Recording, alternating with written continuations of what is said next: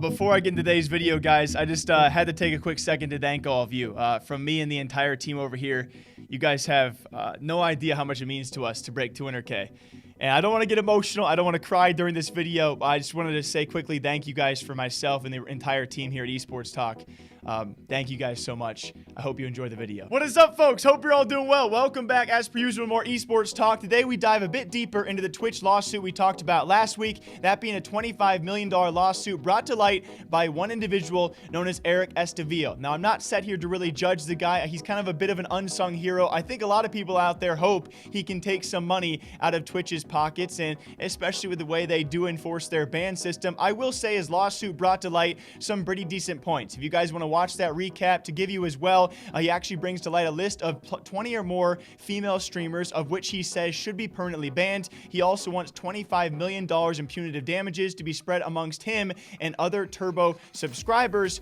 And with that, yes, we also dove into a bit of all the female streamers he does actually follow. And with that, and the long list of disorders and illnesses he does suffer from, which I'm not trying to make light of, makes it unfortunately so when he watches these female streamers, he finds it very hard not to give in to his sexual desires and compulsions while watching them, thus calling them for to be permanently banned, and along with that, calling out Twitch for not fully enforcing their terms of service and banning these said female streamers. But I must say, it is insane. It is the craziest thing I have ever read. I will link the full thing down below in case you guys want to read it. But from here on out, let me warn you guys, if you're around your parents, grandparents, or some younger children out there, from here on out is widely going to be the reason why this video will be demonetized, as he brings to light, when we go to page 27 of this lawsuit, the craziest thing I have ever read when it comes time for suing a streaming platform. And in case you guys were curious, in the list of 20 plus female streamers, Pokimane was up there, Alinity, Amaranth, Loser Fruit, and a long list of other streamers. In this same lawsuit, he lists their names and images of them in real life as well as on the streaming platform into what he says is too sexually suggestive for a streaming platform. Again, I must stress, I don't think this lawsuit is going to go anywhere, but here is what he claims apparently has happened in his past when giving in to his desires because of these female streamers. The plaintiff had purchased a fleshlight previously which went largely unused until Twitch.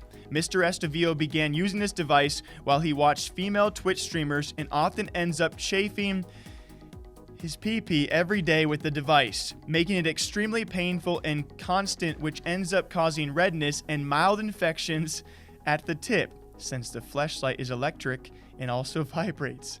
The plaintiff therefore often has to use Neosporin on his tip to prevent necrosis. And if you haven't clicked away yet, I'm about to read the next two passages, which only somehow get more graphic and worse. The plaintiff often stays up for hours staring at the breast of girl streamers, which ends up damaging his retina and making his eyes bloodshot for days.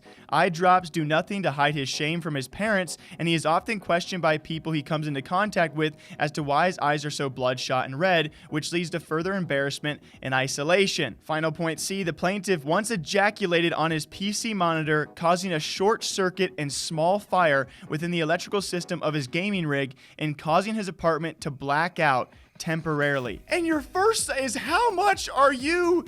And I am so sorry if there's a younger audience out there. Are you just taking like a gallon to cause a short circuit and a partial fire and a blackout? At this point, when you're reading this, you have to question, and maybe it's just me, is this even real? And can you provide evidence of this? And yes, there are a multitude of reasons as to why this case is probably not going to go anywhere. This lawsuit will not go anywhere, but it does not mean it's not the craziest thing I have ever read to you guys to this date when it comes time for a Twitch lawsuit against several female streamers, of which he wants to be permanently banned. Again, I must stress, many people probably want him to win. This case is just so ridiculous because of part of these claims. I don't know where we go from here. I will say, to a very, very small degree, though, some of the points he does make about larger streamers out there, particularly he calls out female streamers. I would say larger streamers in general, both male and female, do get preferential treatment, which we have talked about, and Twitch does not fully enforce their terms of service equally on everyone.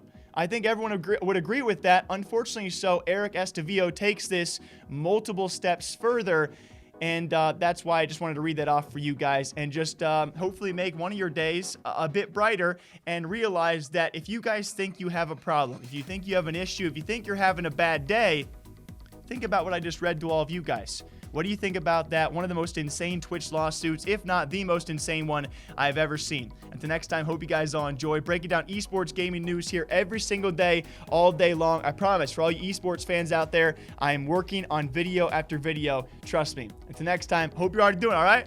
Drink that water, drink that call. I'll see you guys back here sometime soon.